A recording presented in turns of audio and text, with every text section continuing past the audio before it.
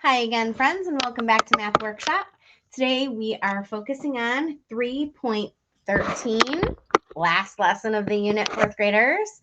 And today's lesson is all about comparing decimals. So we know there are some common notations that we're going to need to know, some symbols that we're going to need to use today that we've used many times before. When we see the word comparing, that means that we're going to look at two different decimals and we're going to decide which one is greater than, which one is less than, or which one is equal to. So we're going to be using the greater than, less than, or equal to symbols. So I really feel like it's easy to do this when you kind of follow a couple of simple rules. You don't have to use the rules that I use, but I'm just going to give you some strategies that help me, and you can go forward with whatever works best for you. So the first thing I like to do is I like to line up the two numbers that I'm comparing vertically. I like to look at them one on top of the other until I get really, really good and really, really comfortable with this procedure and with this skill. So the first thing I like to do is I like to line up the two decimals that I'm comparing vertically, and I make sure that the decimal point is in the same place. So here's what I mean. If I'm comparing these two numbers, 1 and 8/100ths versus 1 and 8/10ths, I'm going to line them up one right on top of each other, making sure that I keep my place value in order. This is really important, especially in multiplication and in division. So I'd like to introduce this to you as a strategy to try because it gets you into the habit of lining up these two numbers in place value order, which is an incredibly important skill when you go forward into multiplication and division, fourth graders. So after I get my two decimals that I'm comparing lined up one on top of each other, and I make sure that the decimal point is in the same place, then I kind of use the same skill that I use when I'm putting things into alphabetical order. So I start in the whole numbers place and I just ask myself, okay, which one of these is the first digit that will help me decide which one is greater than, less than, or equal to? So, for example, if I were to compare these two digits, I would go through the numbers place value. So, first, in the whole number space, I can see that they both have the 1. So, because the 1 is equal on both digits, that number is not a helper number to tell me which one is greater and which one is less than. Then I'm going to go on to the next biggest place value spot, which is, of course, the 10ths place. This acts like dimes, remember. So I'm skip counting by tens. So I know that if I have 0 dimes on the first example or 0 10 sticks, and in the second example, I have 8 10 sticks, that means I'm skip counting by 10. This tells me I have no dimes or no tens. And in this one, I have 8 of them. So that means it's a value of 80. I already can tell that this one is the greater number. So if I were to compare them, I would compare 1 and 8/100ths is less than 1 and 8/10ths. And I've gone through the two digits, the two numbers, the decimals. I've gone through them in the same type of skill strategy set that I would do if I were alphabetizing words. So let's try a couple other examples. Here's another one that I did. So the first thing I did was I lined them up one on top of the other, 2 and 3/500ths. And I always like to think about this like money. So this would be like saying $2.35. And my second number that I'm looking at is 2 and 57/100ths, or $2.57. So now I'm going to use my scratch out strategy and find out which is my helper digit that can help me do a comparison. So first I look in the whole numbers place, and I can see in both examples that the digit is 2. That means they're equal right now, and they're not going to help me decide which one is greater than or less than. So I can't look at that. My next spot over to check is the 10ths place. Remember, this is like dimes, counting by tens, 10 sticks.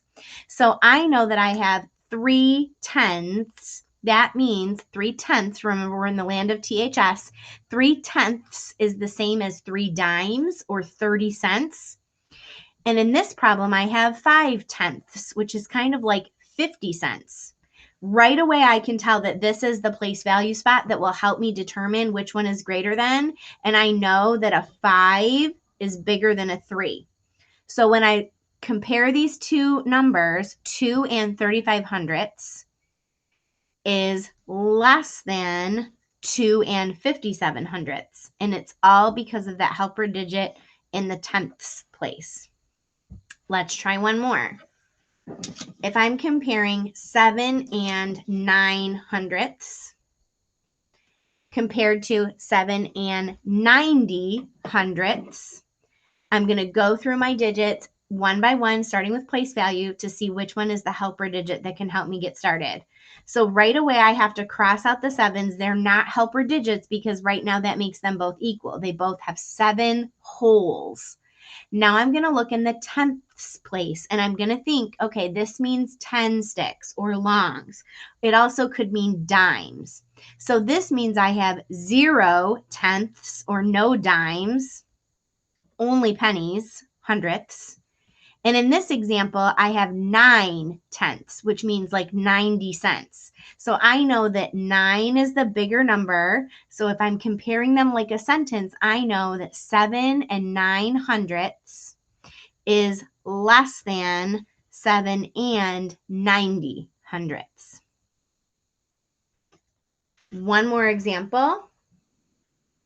I'm going to line my 2 digits up, making sure to line them up by place value spot. And I'm also going to put the decimal in the same location so that I can really easily compare place value. Go all the way to the wholes. In this case, there are 0 wholes. So far they're equal. That's not going to help me. And in this case, I have a 9 in the tenths place on top and a 9 in the tenths place on the bottom. So that isn't going to help me either. And in the hundredths place, I have 0 in my first example. And I know Miss Jungle told us before that if I don't have anything in the hundredths place, I can either leave it blank or pretend that that's a 0. So because I haven't found a digit so far that's one bigger than the other, I know that these represent the same value. 9 tenths is the same thing as 9 tenths or 90 hundredths. So I know that that means that these two are equal to each other. 90 100ths is equal to 9 tenths. They both are worth the same amount. Now, some of the other examples that you'll see in your journal page are going to ask you to think about comparing numbers and then writing new numbers based on following the directions that you see. So it's going to be really important that you really think back to all of the knowledge that you've acquired over this last unit, especially learning how to read decimals and know what their value is. So you're going to see some questions that ask you to do things like this. It says, write the decimal that is 1/10 more. So we're going to see a number and then we're going to see a blank line next to it. The blank line, friends, could be over here or they could be over here. And they could be asking you to write 1/10 less or 1/10 more. So you've got to really be using your skills at not only reading the decimal, but also reading, are we going bigger or are we going smaller? So in this example, they want me to leave the whole numbers the same, the number or the digit to the left of the decimal. But to the right of the decimal, they want me to give myself one more tenth. That means that I'm adding one more 10 stick or one more dime to my digit. So I'm going to leave my whole number exactly the same because it didn't tell me to change the whole number at all. I'm only getting bigger by a fraction, not a whole. So I'm going to leave the decimal point where it is, and the number in the tenths place is what I need to change. And it needs to be 1/10 bigger. So instead of 3/10, the next tenth bigger would be 4/10.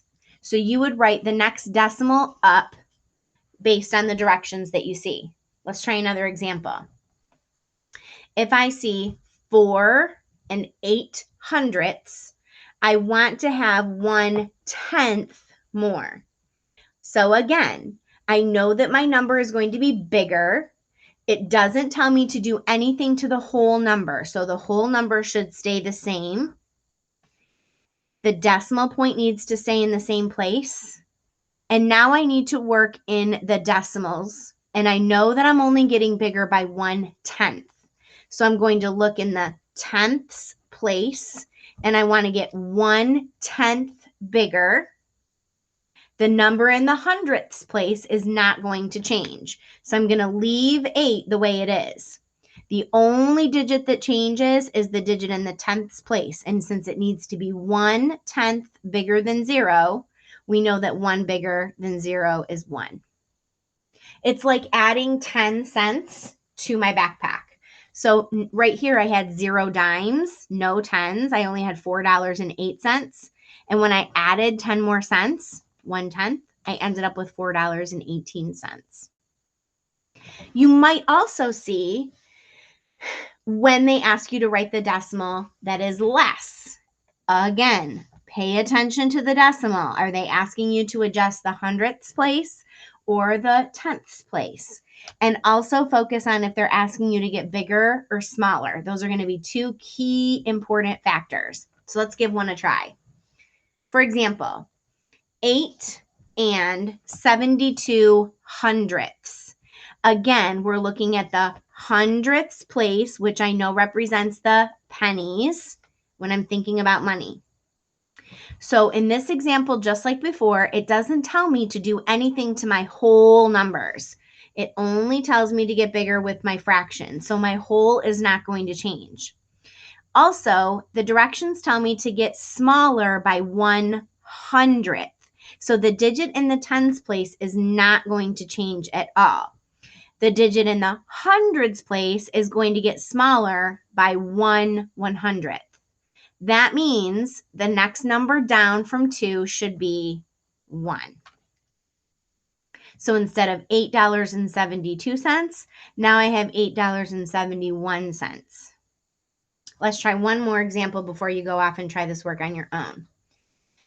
5 and 63/100ths.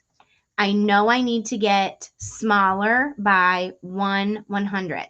So again, in this example, they are not asking us to change anything about the whole numbers. It's staying 5.